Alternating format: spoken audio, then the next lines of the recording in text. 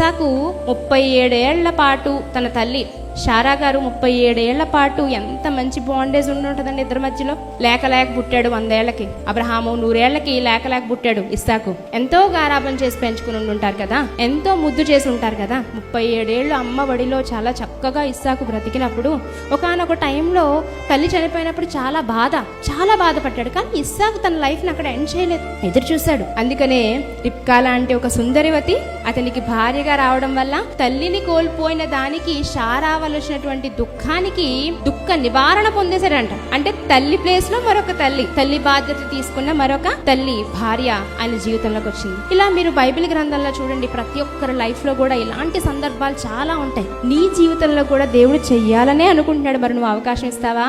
నా ప్రియ సహోదరి, అవకాశం ఇవ్వడానికి సిద్ధంగా ఉన్నావా? తమ్ముడు, ఆలోచించు. దేవుడు నీ లైఫ్ ని చాలా అద్భుతంగా డిజైన్ చేయాలని అనుకుంటున్నారు కాబట్టి నువ్వు ఇంకా గొప్పగా దేవుని కోసం బ్రతకాలి.